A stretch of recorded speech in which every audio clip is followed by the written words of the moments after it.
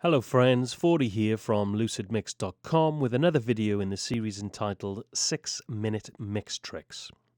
Following on from the space and width theme of the last couple of weeks, I've got a quick tip for you today that will help you get even more width to your mix with a couple of simple moves. I don't know whether you're familiar with mid-side processing, but this is what I'm going to discuss today. Essentially, mid-side processing gives you the ability to independently process the signals on the sides of your mix, so the left and the right, whilst also giving the ability to separately apply different or no processing up the middle of your mix and vice versa. Now, you may ask, why would I want to do that? Well, in this example, I'll explain how it'll give you even more width to your mix, particularly when combined with other space and widening tips I've discussed previously. So, for this, you are going to need a plugin that has mid-side features. And on my mix bus, I have got just that. I've got the Abbey Road EMI TGI 12345 plugin from Waves. This is an emulation of, I think, one of the first solid-state consoles developed by EMI, famously used on records like the Beatles' Abbey Road and Pink Floyd's Dark Side of the Moon. It's a beautiful sounding console. It's a great sounding emulation, but I'm going to use it very subtly today, and I only want it for its mid-side features. So in typical console fashion, it has let's start with the middle. It's got an EQ section with the various EQ elements and the way that you can route the EQ via different routes, dynamics, post, etc. The dynamic stage, which has got the compressor and limiter, and the fader section, which has a multitude of features, but the one that I'm interested in today, the mid-side or the MS feature. So it's currently in stereo mode, so when it's in stereo mode, I effectively have the EQ section, and they're either grouped or you can use them independently of each other. In this particular setup, they're grouped. But in mid-side, so when the mid-side selection is deployed, the left-hand side of the EQ section becomes the mid, so I can actually EQ the middle of my mix. So literally all the mono sounds, if you like, that are up the center, I can add more bass, more treble if required.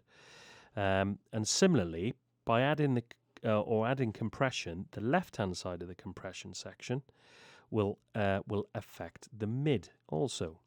Now the right-hand side will affect the sides. So I can add treble to the side, I can add bass to the side, or I can take it away. And similarly, as discussed before, I can add compression to the sides also.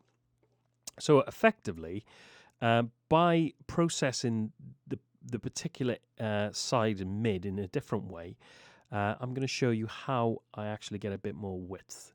So I'm going to play you a track you might have heard before. It's featured on one of the previous 6-minute mix tricks. It's Getting Out of Love by Lucid Monkey. So without further ado, I will put the track on and I shall start to process the sides in the way that I want to create a bit more width. And I just can't snap myself out, 'cause when you cut, you had salted tears. When you bruise me, you also bruise my ears. So I'm getting out of love. Yes, I'm getting out of love. I'm getting out of love.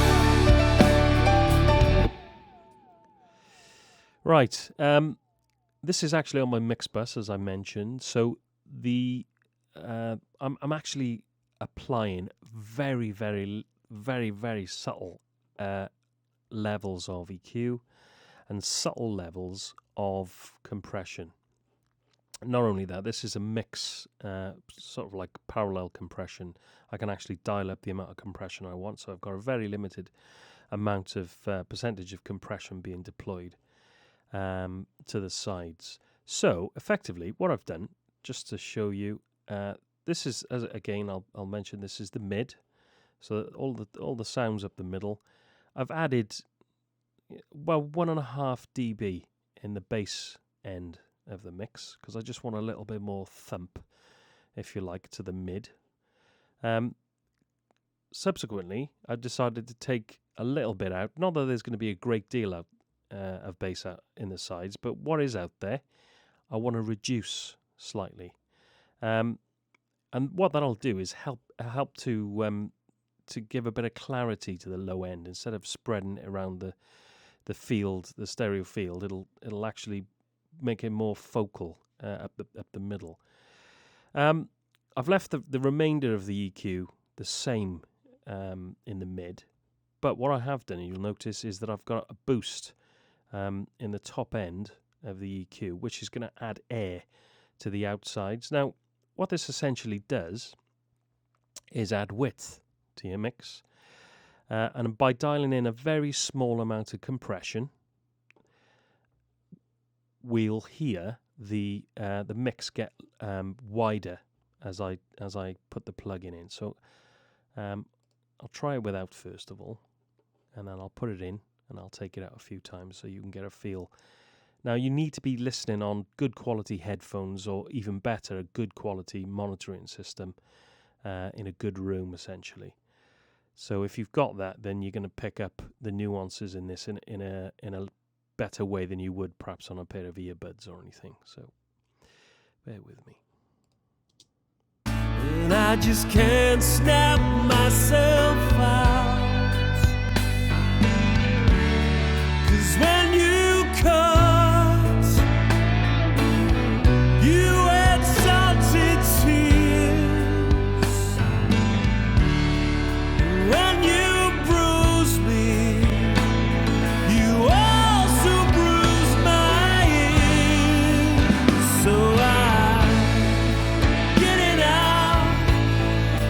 getting out of love.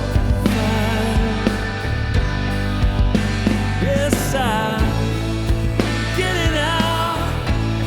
I'm getting out of love. I'm getting out of